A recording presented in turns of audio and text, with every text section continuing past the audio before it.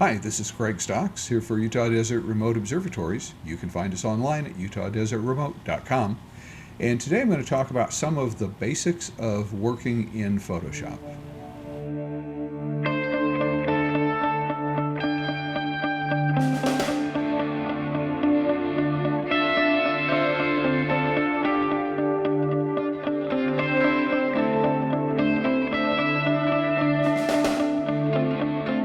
So let's start with the basic layout of Photoshop, and I'm sure you've seen me work here before if you've watched any of my videos, but let me just briefly go over the different areas of Photoshop.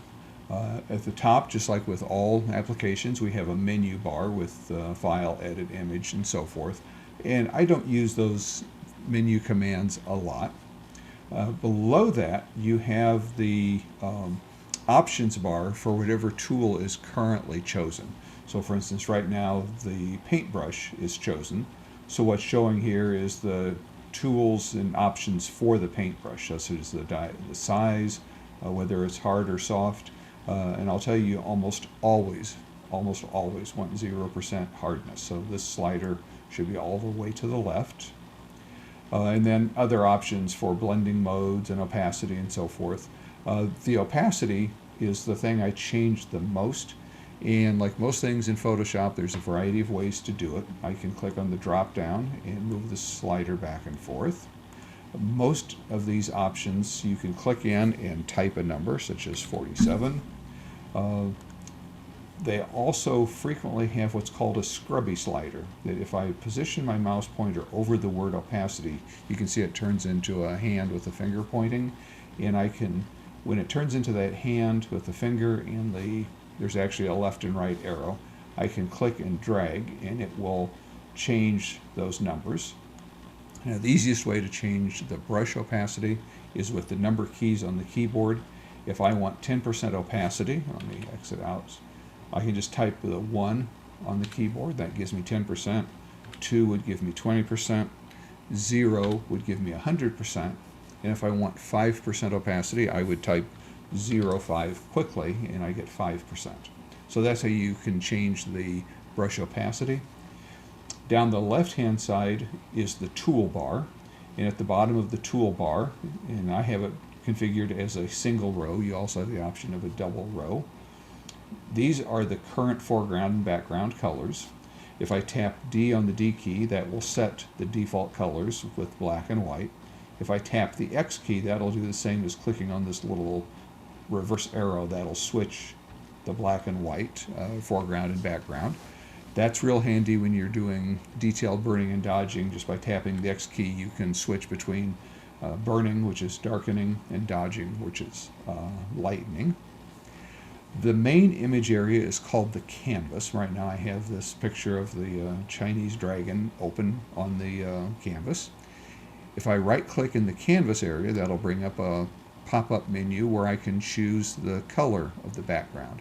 Now when I'm working with astronomy images, I like having a black background because that gives me a reference point for what a pure black is, and I don't want anything in the image to be darker or as dark as that pure black.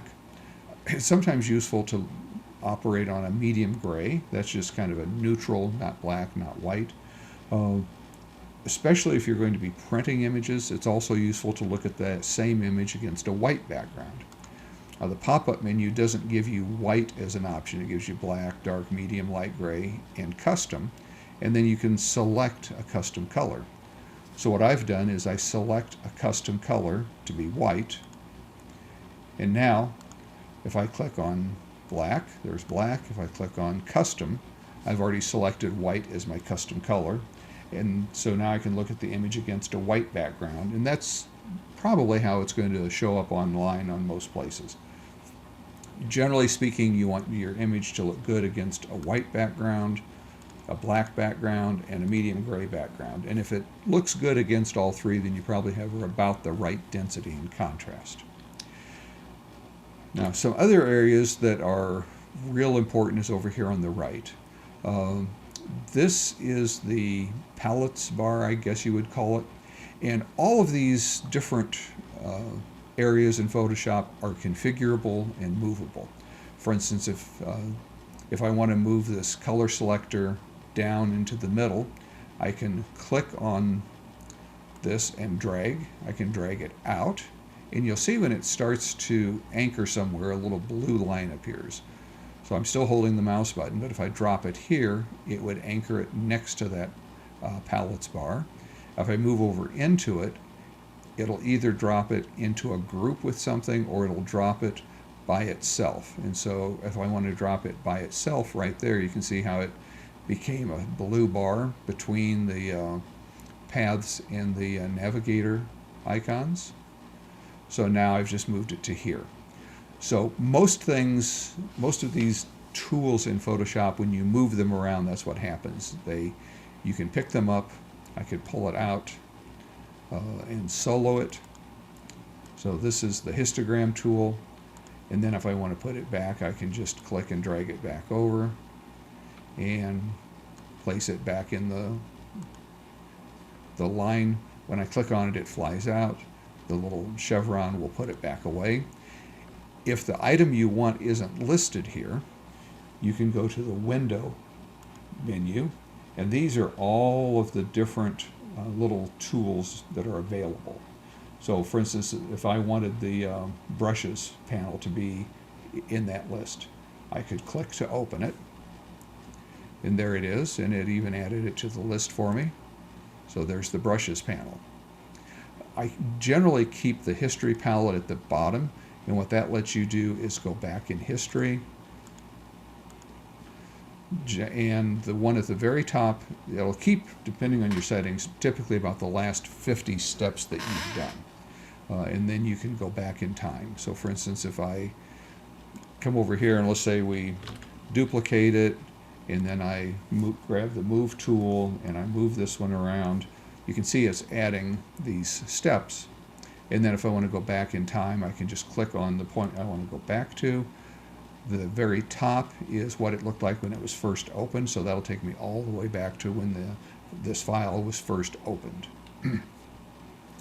Now over on the right hand side in this palettes area, I like to keep it organized this way. So I have my layers panel on the bottom, I have the adjustments panel in the middle, and then I have the properties panel on top.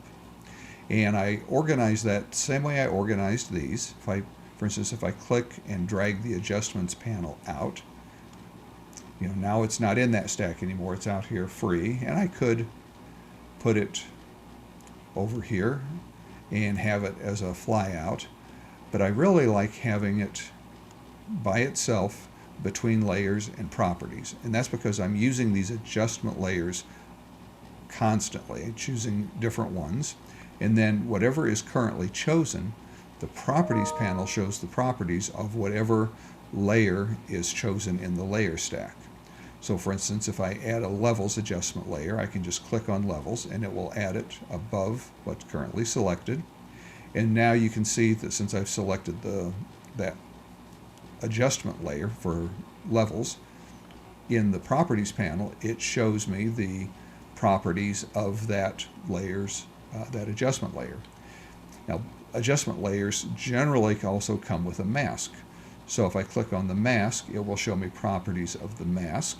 If I click on the little icon for the levels adjustment, it'll show me the properties for the levels, and I can choose to make it darker or brighter. If I want to close up this gap, because right now the adjustments panel is taking up quite a bit of room, when I hover over the top of this layers panel, I can move it up, and I can even hide that bottom row of adjustment layers. And you notice there's different options on how you view it. You can view it as a list or as icons, and you get to that option by clicking on this menu. There's also, most of these panels also have their own little menu. And so I'll go ahead and close this up. So once you have it organized the way you like it, and like I say, I like it with the layers on the bottom, adjustment layers in the middle, and then the properties panel on top, I can come up here to the very top right, and there's a drop-down menu, and I can save this as my layout or whatever I want to call it. I just save new workspace, and let's call it video example. And now, if I move things around and I want to get back to this organization, I can just come back up to this, choose video example, and it will restore all of these settings for me just the way I have it. So those are some of the ways you navigate around in Photoshop, some of the basics. I find having this organization works very well for astro images. I hope you found this useful. If you have any questions, drop those in the comments down below. And as always, I hope you have a great day today and an even better night tonight under a clear, dark sky. Thanks.